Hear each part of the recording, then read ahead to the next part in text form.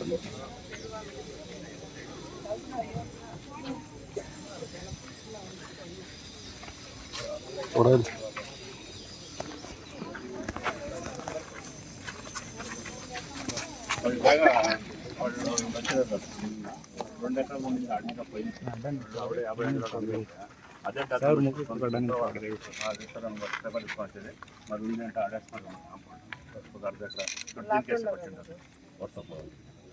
First board ಆಗಿರ್ತಾವ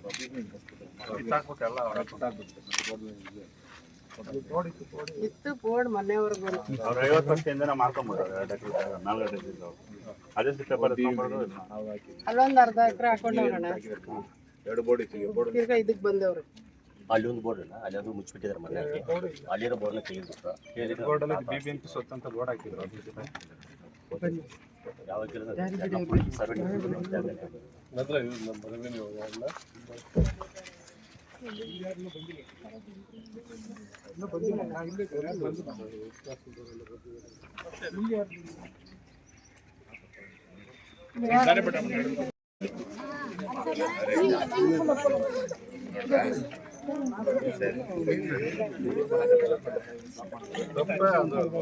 ತುಂಬದು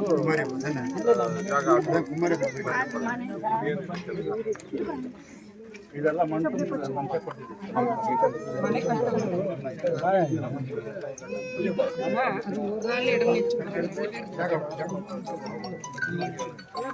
ಮನೆಯವ್ರಿಗೂ board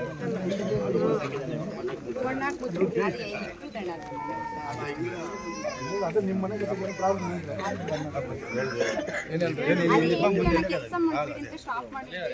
ಎಲ್ಲ ಮನೆ ನಗ್ತದ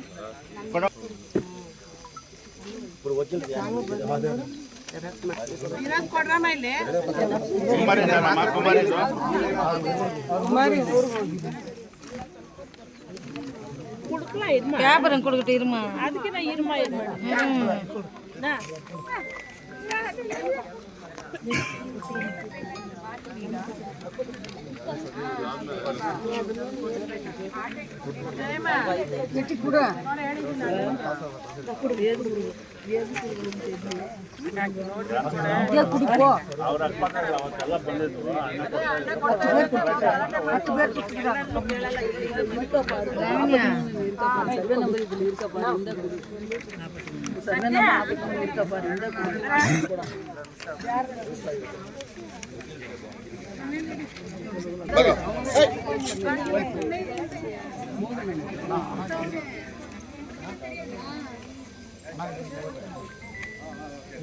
ಒರಿಜಿನಲ್ ಒರಿಜಿನಲ್ ಸಾಮ ಬಂದೆ ನೋಡಿ ಜೆರಾಕ್ಸ್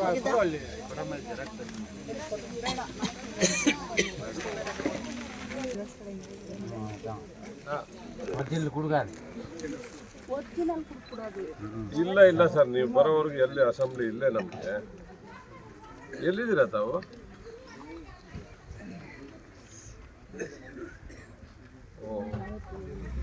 ಬನ್ನಿ ಬನ್ನಿ, ಆಯ್ತು, ನೀವು ವೇಟ್ ಮಾಡ್ತಾ ಇದ್ದೀನಿ, ಬನ್ನಿ. ಇಲ್ಲಿ ಎಲ್ಲ ಜನ ಸೇರಿದ್ದಾರೆ, ನೀವು ಬರಲಿಲ್ಲ ಅಂದರೆ ಇಲ್ಲಿ ಇತ್ಯರ್ಥ ಆಗಲ್ಲ. ಅದಕ್ಕೆ 9 ಗಂಟೆಗೆ ಬರ್ತೀನಿ ಅಂದರೆ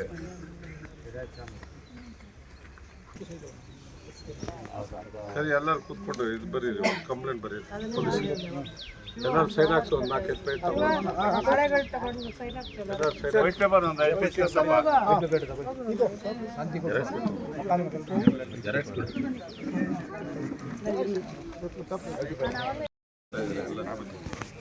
ಸ್ವಲ್ಪ ಹಿಂದಕ್ಕೆ ಹೋಗಿ ಸೇರ್ಕೊಂಡು ಕಾಂಪೌಂಡ್ ಹಾಕ್ಕೊಳ್ತಾ ಇದ್ರೆ ನೀನು ಸುಮ್ಮನೆ ಇದೆಯಾ ಅಂದರೆ ಏನು ಅರ್ಥ? ಅದು ನಿನ್ನ ಕೆಲಸ ನಾನು ಮಾಡ್ಬೇಕಮ್ಮ. ಬಂದು ಏನು ನೋಡೋದು, ನೀನೇನು ನೋಡೋದು? ಈಗ ಅವ್ರ ಮನೆಗಳೆಲ್ಲ ಖಾಲಿ ಮಾಡುವಂತ ಬಂದು ಗಲಾಟೆ ಮಾಡ್ತಾನಂತೆ. ಅವನು ಯಾರು ಇದು ಸರ್ವೆ ನಂಬರ್ ಚೇಂಜ್ ಮಾಡೋದು? ಯಾರು ಇನ್ಯಾರು ಮಾಡಿದ್ರು? ಸೈಲೆಂಟ್ ಅನ್ಕೊಂಡೆ.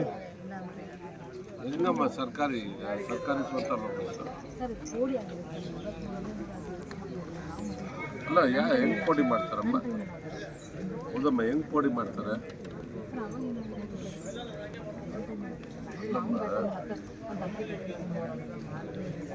ಹೊಸ್ದಾಗಿ ಆಗಿರೋದು.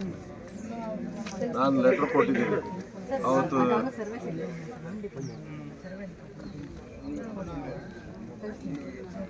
ಅಲ್ಲಮ್ಮ ಅವ್ರು ಯಾರೋ ಫೋಟೋ ಹೊಂಟಿ ನನ್ನ ಮಕ್ಕಳೆಲ್ಲ ಬಂದು ಜಾಗಗಳು ಹಾಕ್ಕೊಂಡು ಹಾಗೆಲ್ಲ ಮಾಡ್ತಾ ಇದ್ವಿ. ನಾವು ಸುಮ್ಮನೆ ನೋಡ್ಕೊಂಡು ಕೂತಿರ್ಬೇಕಾ? ಸರ್ಕಾರಿ ಜಮೀನು ಮತ್ತು ಇನ್ನೇನು ನೀನು ನಾನೇನು ಕಮ್ಮ ಇರೋದು ಕಾಪಾಡೋಕ್ಕಲ್ವಾ? ಜನ ಬಂದು ಬೀದಿಗೆ ನಿಂತ್ಕೊಂಡು ಕಾಪಾಡೋ ಪರಿಸ್ಥಿತಿ ಮಾಡ್ತಾ ಇದ್ದೀರ. ಇನ್ನೊಂದು ರೆವಿನ್ಯೂ ಇನ್ಸ್ಪೆಕ್ಟರ್ ಆಗಿ ಏನು ಕ್ರಮ ತಗೊಂಡೆ ಈಗ? DC ದಾಸ್ ಇಲ್ಲ ಮೇಡಮ್, ತಹಸೀಲ್ದಾರ್ DC ಹೇಳ್ತಾರೆ ಕೇಸ್ ಹಾಕಿ ಅಂತಾರೆ. ಕೇಸ್ ಯಾರ ಮೇಲೆ ನಾವು ಹಾಕೋದು? ನಮ್ಮ ಸಾಹೇಬರು ಪೇಪರ್ ಕೊಟ್ಟಿದ್ದಾರೆ, ಬರೆದು ಸೈನ್ ಮಾಡಿ ಕೊಟ್ಟಿದ್ದಾರೆ. ಅಲ್ಲಮ್ಮ, ನಾವು ಕೇಸ್ ಹಾಕ್ಬೇಕಾಗಿರೋದು ಯಾರು? ಯಾರ ಮೇಲೆ ಕೇಸ್ ರೆವಿನ್ಯೂ ಅಧಿಕಾರಿಗಳು ತಾನೇ ಅಮ್ಮ ಹಾಕ್ಬೇಕು. ಯಾರು ಹಂಗಿದ್ರೆ ನಿಮ್ಮ ಮೇಲೆ ನಾವು ಕೇಸ್ ಹಾಕ್ಬೇಕಾಗುತ್ತೆ. ಮತ್ತೆ ಹೇಗಮ್ಮ ನೀವು ಮಾಡಲಿಲ್ಲ ಅಂದ್ರೆ ಹೇಗೆ ಇದು? ಮೇಡಮ್ ನೀವು ಲೆಟರ್ ಸಮೇತ ಕೊಟ್ಟಿದ್ದೀವಿ ಮೇಡಮ್. ಹೋದ ಸತಿ ಫೋನ್ ಮಾಡಿ ಕರೆದ್ರು ಬಂದಿಲ್ಲ. ಆಫೀಸ್ ಇದೆ, ಒಂದು ಪೇಪರ್ ಇದೆ, ನಮ್ಮ ಸಾಹೇಬರು ಬರೆದು ಕೊಟ್ಟಿರೋದು, ಅಲ್ಲಿ ಒಂದು ಕಾಪಿ ಇದೆ. ಆಯ್ತಮ್ಮ, ಈಗ DC ಕಂಪ್ಲೇಂಟ್ ಕೊಟ್ಟಿದ್ದೀವಿ ನಾವು, ನೀವು ಎಲ್ಲ ಹೋಗಿ ಇವತ್ತವರೆಗೂ ನೀವು ವಿಸಿಟ್ ಮಾಡಿದ್ದೀರ ನಮ್ಮ ಪ್ಲೇಸ್ಗೆ. ಏನು ಇದು ವಿಷಯ ಅಂತ ತಿಳ್ಕೊಂಡು ನಮ್ಮ ಹೋದ್ರೆ ಹೋಗ್ಲಿ, ಜವಾಬ್ದಾರಿ ಇಲ್ವೇನಮ್ಮ ನಿನಗೆ? ಯಾರು ಒಬ್ಬರು ಸ್ಪಾಟ್ ಬಂದೇ ಇಲ್ಲ. ನೀವು ಬಿಡಮ್ಮ ಮೇಡಮ್, ಇದು ಸೀಲ್ ಆಗಿ ಎಲ್ಲ ಸಹಾಯ ಮಾಡಿ ಉತ್ತರ ಕೊಡಬೇಕಲ್ಲ ಅಧಿಕಾರಿಗಳು. ನಿಮ್ಮ ಆಫೀಸ್ ತರ ಬಂದು ನೋಡಿ, ನಮ್ಮ ಸಾಹೇಬ್ರು ಹೇಳ್ತಾರೆ ಬರ್ತಾರೆ ಅಂತ. ನೀವು ಯಾರು ಒಬ್ಬರು ಬರಲ್ಲ. ಒಬ್ರು ಬಂದಿಲ್ಲ ಮೇಡಮ್. ನೀವು ಏನ್ ಮಾಡಿದ್ದಾರೆ ಕೇಳಿ ಮೇಡಮ್. ವಾಟ್ಸಪ್ ಬಂದ್ರಲ್ಲ, ಏನ್ ಮಾಡಿದ್ದಾರೆ ಕೇಳಿ. ಅಲ್ಲ, ಇದು ಸೀಲ್ ಆಗಿ ಮಾತಾಡೋದು ಸರಿ ಇದೆ. ನೀನು ಗಮನಕ್ಕೆ ಬಂದಿಲ್ಲ ಅಂತ ಹೇಳಿದೆ. ಈಗ ಅವರೇ ಫೋನ್ ಮಾಡ್ತಾರೆ. ನೀನು ಸ್ಪಾಟ್ ವಿಸಿಟ್ ಮಾಡಬೇಕಲ್ಲ. MLA ಮನೆಯಿಂದ ನೀನು ಫೋನ್ ಬಂದಿದೆ ಅಂದಮೇಲೆ ನೀನು ಬಂದು ತುಂಬ ದೊಡ್ಡ ಜವಾಬ್ದಾರಿ ಬಿಡಮ್ಮ. ನಿಂದು ತುಂಬ ದೊಡ್ಡ ಜವಾಬ್ದಾರಿ ಮಾಡಿದ್ದೆ ಬಿಡಮ್ಮ. ಬಿಡೋದಿಲ್ಲ. ನಾನು ಅಶೋಕ್ ಅವ್ರಿಗೂ ಆಲ್ರೆಡಿ ವಿಷಯ ತಿಳಿಸಿದ್ದೀನಿ. ವಿರೋಧ ಪಕ್ಷದ ನಾಯಕರು ಹೇಳಿದ್ದೀವಿ, ಈ ವಿಷಯ ನಾವು ಪ್ರಸ್ತಾಪ ಮಾಡ್ತೀವಿ. ಇವತ್ತು ನಾಳೆ ಪ್ರಸ್ತಾಪ ಮಾಡ್ತೀವಿ. ಪ್ರಕಾಶ್ ತರ್ಸೋದಲ್ಲಮ್ಮ, ನನಗೆ ಜಾಗ ತೆರವಾಗಿ ಸರ್ಕಾರಿ ಜಾಗ ಅಂತ ಬೋರ್ಡ್ ಬೀಳಲಿಲ್ಲ ಅಂದ್ರೆ ನಾನಂತೂ ಸುಮ್ಮನೆ ಬಿಡೋದಿಲ್ಲ.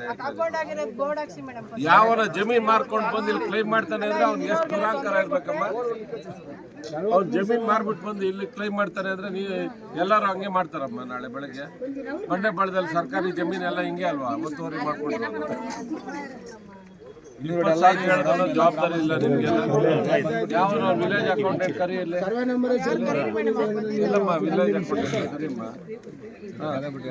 ನಮ್ಮ ವಿಲೇಜ್ ಅಕೌಂಟೆಂಟ್ ಸರಿಯಾಗಿದ್ದೀರಾ? ಅಕ್ಕ ಬುಕ್ಕ ಇಬ್ರು ಯಾವತ್ತಾದ್ರೂ ವಿಸಿಟ್ ಮಾಡಿದ್ಯಾ ಇಲ್ಲಿ? ನಾನು ಕ್ವಶನ್ ಕೇಳ್ಬೇಕಾ ನಿಮ್ಮನ್ನ? ಇಲ್ಲಿ ಯಾವತ್ತಾದ್ರೂ ಬಂದಿದ್ಯಾ? ನಿನ್ನ ಹತ್ರ ಫೋಟೋ ಇದೆಯಾ ಬಂದಿರೋದು? ಏನ್ ಕ್ರಮ ತಗೊಂಡಿದ್ಯಾ ಬಂದಿಲ್ಲಿ? ಏನ್ ತಗೊಂಡಿದ್ಯಮ್ಮ? ಕ್ರಮ ತೆಗೆದುಕೊಂಡಿದ್ಯಮ್ಮ ಇಲ್ಲಿ ಬಂದು? ಅಲ್ಲಮ್ಮ, ಸರ್ಕಾರಿ ಜಾಗ ಒತ್ತುವರಿ ಮಾಡೋದನ್ನ ನಾವು ನೀವು ತಾನೇ ಕಾಪಾಡಬೇಕು.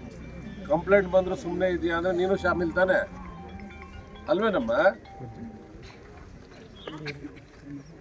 ಅಲ್ಲ, ನಿಮ್ಗೇನು ಸ್ವಲ್ಪ ಜವಾಬ್ದಾರಿ ಇದೆಯಾ ನಿಮಗೆಲ್ಲ? ಹೆಣ್ಮಕ್ಳಿದ್ದೀರಾ ನೀವು, ಸ್ವಲ್ಪ ಜವಾಬ್ದಾರಿ ಬೇಡವಾ ನಿಮಗೆಲ್ಲ? ಸರ್ಕಾರಿ ಜಮೀನು ಯಾವನ ಹಾಕುವಂತ ಇದ್ರೆ ನೀವು ಏನು ಕೇಳ್ದಂಗೆ ಸುಮ್ಮನೆ ಇರ್ತೀರಿ ನಮ್ಮ? ಜನ ಬೀದಿಗೆ ಬಂದು ಇವತ್ತು ರೋಡಲ್ಲಿ ಗಲಾಟೆ ಮಾಡೋ ಪರಿಸ್ಥಿತಿ ಬಂದ್ರೂ ನೀವು ಬರಲ್ಲ ಅಂದರೆ ನಾವೇನು ಮಾಡ್ಬೇಕು ಅರ್ಥ ಆಗಿಲ್ಲಮ್ಮ.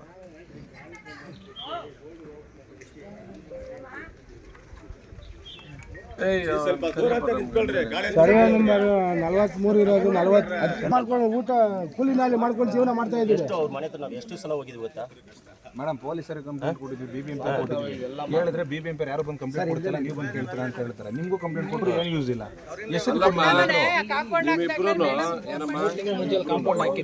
ಜನ ಕಂಪ್ಲೇಂಟ್ ಕೊಟ್ಟಿದ್ಮೇಲೆ ನಿಮ್ಗೆಲ್ಲ ವಿಷಯ ಗೊತ್ತಾದ್ಮೇಲೆ ನೀವೇನು ಮಾಡ್ಬೇಕಮ್ಮ? ಯಾರಾದ್ರೂ ಆ ಥರ ಎನ್ಕ್ರೋಚ್ ಮಾಡಿದ್ರೆ ಫಸ್ಟ್ ಸರ್ಕಾರಿ ಬೋರ್ಡ್ ಹಾಕಬೇಕು, ಎರಡನೇದು ಪೊಲೀಸ್ ಕಂಪ್ಲೇಂಟ್ ಕೊಡಬೇಕು ಅಲ್ವೇನಮ್ಮ? ನೀವು ಕೊಟ್ಟಿದ್ದೀರಿ ನಮ್ಮ ಪೊಲೀಸ್ ಕಂಪ್ಲೇಂಟ್ ಕೊಟ್ರೇನಮ್ಮ? ಬಸ್ ಅಲ್ಲ ಸಾಹೇಬ್ರು ಹಂಗೆ ಕೇಳ್ತಾರೆ ಬಂದ್ಬಿಟ್ಟು ಕೊಟ್ಟಿದ್ದೀರಿ. ಎಷ್ಟು ಸಾರಿ ಅಮ್ಮ ಹೇಳೋದು? ಇಲ್ಲಮ್ಮ, ನೀನ್ ತುಂಬಾ ಬೇಜವಾಬ್ದಾರಿ ಆಗಿದೆಯಮ್ಮ. ನಿನ್ ಬಗ್ಗೆ ಇರೋ ಗೌರವನೇ ಹೋಗ್ಬಿಟ್ಟಿದೆ ನನಗೆ. ಎಷ್ಟು ಗೌರವ ಕೊಡ್ತಾ ಇದ್ವಿ ನಿನಗೆ, ನೀನು ಈ ಥರ ಎಲ್ಲ ಮಾಡ್ತೀಯ ಅಂತ ಗೊತ್ತಿಲ್ಲಮ್ಮ ನನಗೆ. ಯಾರ್ಯಾರ ಜೊತೆನ ನಾವು ಎಲ್ಲ ಶಾಮೀಲಾಗಿದ್ದೀವಿ ಅಂದರೆ ಏನಮ್ಮ ಅರ್ಥ ಅದು? ಮತ್ತೆ ಹೆಂಗಮ್ಮ ಇದು ಬೇರೆಯವ್ರು ಹೆಂಗಿದ್ ಮಾಡಿಬಿಡ್ತಾರೆ? ಪರಿಚಯ ಇಲ್ಲ ಅಂದರೆ ಕಂಪ್ಲೇಂಟ್ ಕೊಡ್ಬೇಕಾಗಿತ್ತಲ್ಲ ನೀನು. ಇಮ್ಮಿಡಿಯೇಟ್ ಆಗಿ ಕಂಪ್ಲೇಂಟ್ ಬರೀಯಮ್ಮ ನೀನು.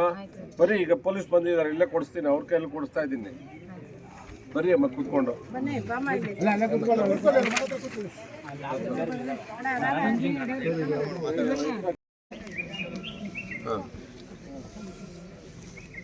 ನೋಡಪ್ಪ, ಇಲ್ಲಿ ಎನ್ಕ್ರೋಚ್ಮೆಂಟ್ ಮಾಡಿ ಎಲ್ಲ ಮಾಡಿದ್ದಾರೆ. ಈಗ ತಹಸೀಲ್ದಾರ್ ಎಲ್ಲ ಬರ್ತಾ ಇದ್ದಾರೆ. ಈಗ ರೆವಿನ್ಯೂ ಅಧಿಕಾರಿಗಳು ಕಂಪ್ಲೇಂಟ್ ಕೊಡ್ತಾ ಇದ್ದಾರೆ. ನೀವು ಅದನ್ನ ನಿಂತ್ಕೊಂಡು ತೆರವು ಮಾಡಿಸಿ ಇದನ್ನ ಇದು ಮಾಡಲಿಲ್ಲ ಅಂದ್ರೆ ಕೆಟ್ಟ ಹೆಸರು ಬರುತ್ತಪ್ಪ. ಸರ್ ಸ್ವಲ್ಪ ನೋಡಿ ನಿಮ್ಮ ಹಿಂದೆ ಹೋಗಿ ನೀವು ಸ್ವಲ್ಪ ಹಿಂದೆ ಬನ್ರಿ. ಸ್ವಲ್ಪ ಗಾಳಿ ಓಕೆ ಸರ್, ಹೋಗಿ ಹಿಂದೆ ಹೋಗಿ ನಿಂತ್ಕೊಳ್ಳಿ, ಹಿಂದಕ್ಕೆ ನಿಂತ್ಕೊಳ್ಳಿ ಸರ್. ಆ ಕಡೆ ನಿಂತ್ಕೊಳ್ಳಿ, ಬನ್ನಿ ಸರ್. ಕೊಂಚ ಪಿನ್ನಾಡಿ ಸ್ವಲ್ಪ ಹಿಂದೆ ನಿಂತ್ಕೊಳ್ಳಿ. ಹಿಂದೆ ಬನ್ನಿ. ಎರಡನ್ನೂ ಹಾಕೊಂಡ್ಬಿಟ್ಟಿದಾರಪ್ಪ. 40 ವರ್ಷದಿಂದಾನೇ ಜಮೀನೆಲ್ಲ ಮಾರ್ಬಿಟ್ಟಿದ್ದಾರೆ.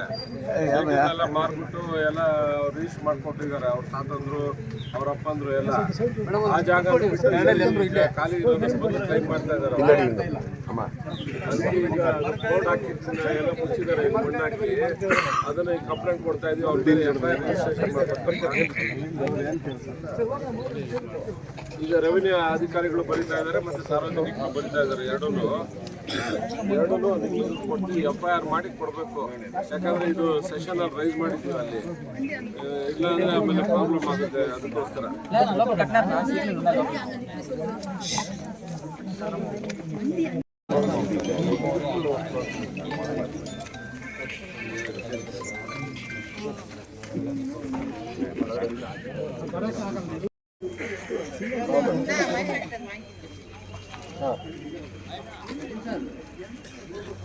ಆಯ್ತು ಆಯ್ತು. ಒಂದು 5 ನಿಮಿಷ ಕುತ್ಕೊಂಡು ಬರೆಯಮ್ಮ. ಕಂಪ್ಲೇಂಟ್ ಕುತ್ಕೊಂಡು ಬರೆಯಮ್ಮ. ಕರೆಕ್ಟಾಗಿ ಬರೀರಿ. ಸೆಕ್ಷನ್ ಇದಾಗ ಥರ ಮಾಡಿ. ಸುಮ್ಮನೆ ಆಮೇಲೆ ಇದು ಮಾಡಿ. ಯಾರು ಸರ್ವೆ ತರಿಸಿ ಎಲ್ಲಿ ಪೋಡಿ ಆಗಿದೆ, ಈ ಜಾಗ ಪೋಡಿ ಆಯ್ತಾ, ಬೇರೆ ಜಾಗ ಪೋಡಿ ಮಾಡಿದ್ರ, ಮತ್ತೆ ಅವರು ಇದ್ದಿದ್ದು ಸರ್ವೆ ನಂಬರ್ ಯಾವುದು, ಯಾವ ದಾಖಲೆಯಿಂದ ಮಾಡಿದ್ದಾರೆ, ಇದನ್ನೆಲ್ಲ ಆಮೇಲೆ ಮಾಡೋಣ. ಇವತ್ತೇ ಆಗ್ಬಿಡುತ್ತೆ ಅದು. ಅದಾಗಲ್ಲ ಅಲ್ವಾ. ಫಸ್ಟ್ ಈಗ ಅವರು ಜಮೀನು ಒಳಗಡೆ ಬರದೇ ಇರೋ ರೀತಿ ನಾವು ಪೊಲೀಸ್ಗೆ ಕಂಪ್ಲೇಂಟ್ ಕೊಡ್ಬೇಕು ಅಲ್ವೇನಮ್ಮ. ಫಸ್ಟ್ ಅದನ್ನು ಮಾಡಿ.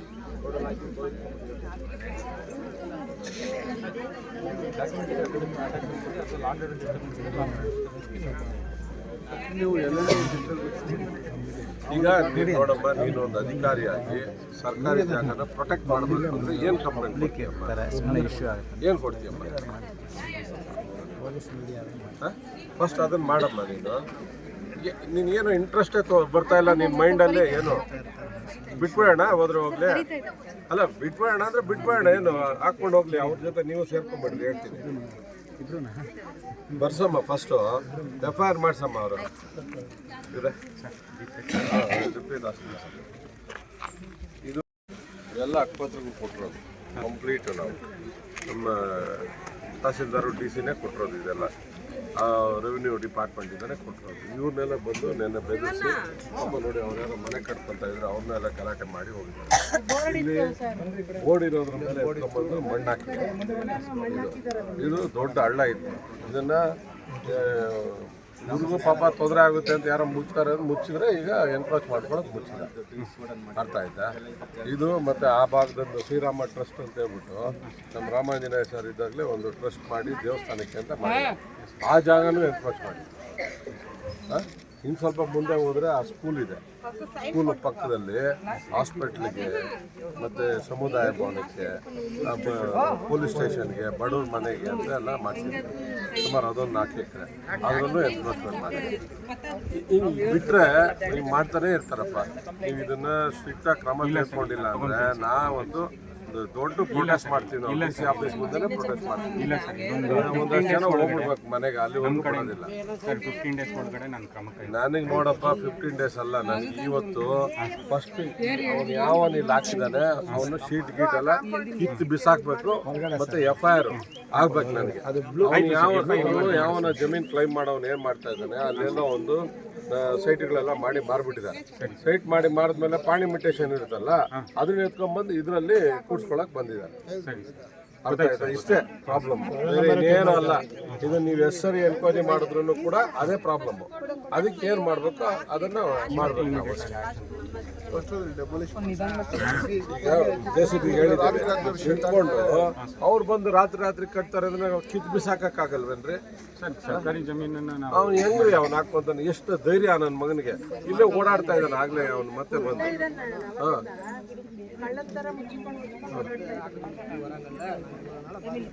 ಇಲ್ಲ ಸರ್ ಇವತ್ತು ಈಗ ಫಸ್ಟ್ ಒಂದು ಕಂಪ್ಲೇಂಟ್ ಕೊಡಿ ಸರ್. ಸರಿ ಸರ್. ಎತ್ತು ಒಳಗಡೆ ಹಾಕಿ. ಯಾರ್ಯಾರಮ್ಮ ಈಗ ಅವರು? ಕವಿತಾ ಅವ್ರ ಹೆಸರೇನು? ಅಲ್ಲಮ್ಮ ಯಾರು ಈಗ ರಿಯಲ್ ಎನ್ಕ್ವೈರಿ ಮಾಡ್ತಾರೆ? ಅವನು ಆಮೇಲೆ ಮಂಜು ಸರ್.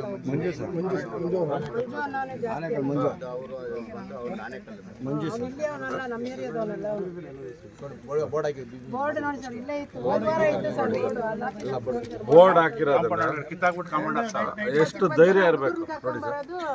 ಸರ್ಕಾರಿ ಜಮೀನು ಅಂತ ನಾವು ರೆವಿನ್ಯೂ ಡಿಪಾರ್ಟ್ಮೆಂಟ್ ಇಂದ ಬೋರ್ಡ್ ಹಾಕ್ಸಿರೋದು ಕಿತ್ತಾಕ್ತಾರೆ ನನ್ನ ಮಕ್ಕಳು ಅಂದ್ರೆ ಎಷ್ಟು ಧೈರ್ಯ ಇರ್ಬೇಕು ಇವ್ರಿಗೆ? ಎರಡು ಬೋರ್ಡ್ ಇತ್ತು ಸಾರ್ ಅವಾಗನೇ ಬಂದ್ಬಿಟ್ಟು ಸಮುದಾಯ ಮಾಡ್ಬೇಕಂತ ಹಾಕಿಟ್ಟಿದ್ರು. ಅದು ಬೇರೆಯವ್ರನ್ನ ಬೋರ್ಡ್ ಹಾಕ್ತಾರಂತ.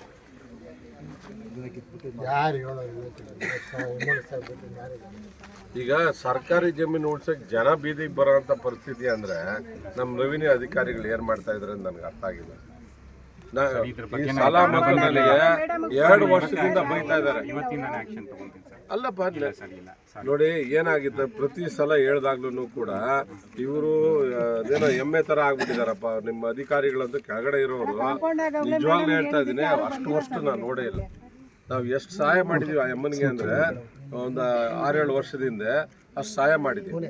ಸಸ್ಪೆಂಡ್ ಆಗೋರ್ನೆಲ್ಲ ಉಳಿಸಿದ್ದೀವಿ.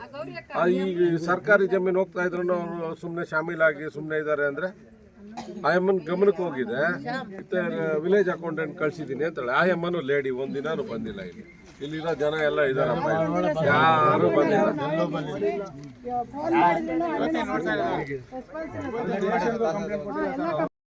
ಫಸ್ಟ್ ಅದು ಹಾಕ್ಬೇಕು.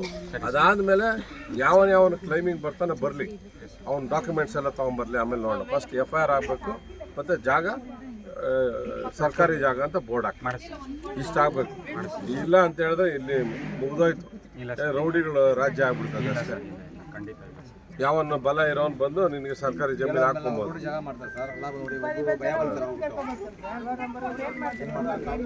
ದಿನ ಸಾಯಂಕಾಲ 5-6 ಗಂಟೆ ಅಲ್ಲಿ ಹೋಗಿ ಹೆಸರು ಯಾರ್ಯಾರು ಅಂತ ಹೇಳ್ರಪ್ಪ. ಹೇಳಯ್ಯ ಹೆಸರು ಯಾರ್ಯಾರು ಎನ್ಕ್ವೈರಿ ಮಾಡಿರೋದು ಅವ್ರ ಹೆಸರು ಹೇಳು. ಇಲ್ಲಂದ್ರೆ ನಮ್ಮ ಮನೆಯಲ್ಲ ದಿನ ಸಾಯಂಕಾಲ ಬಂದ್ಬಿಟ್ಟು ನಮ್ಮ ಜಾಗ 2-3 ಸರಿ 30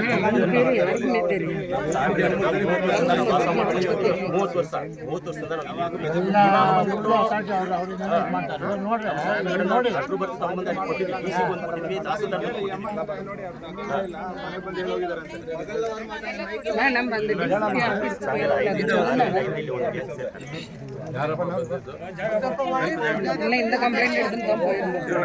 ಹೆಸರು ಹೇಳ್ಬೇಕಲ್ಲ ನೀನು.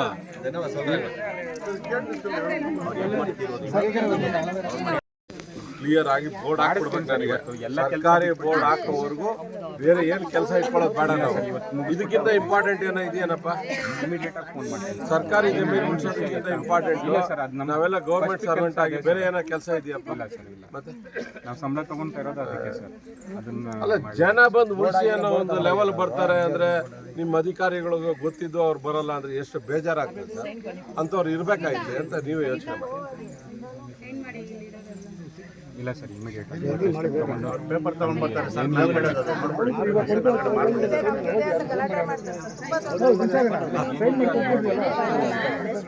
ಎಲ್ಲರಿಗೆ ಸೈನ್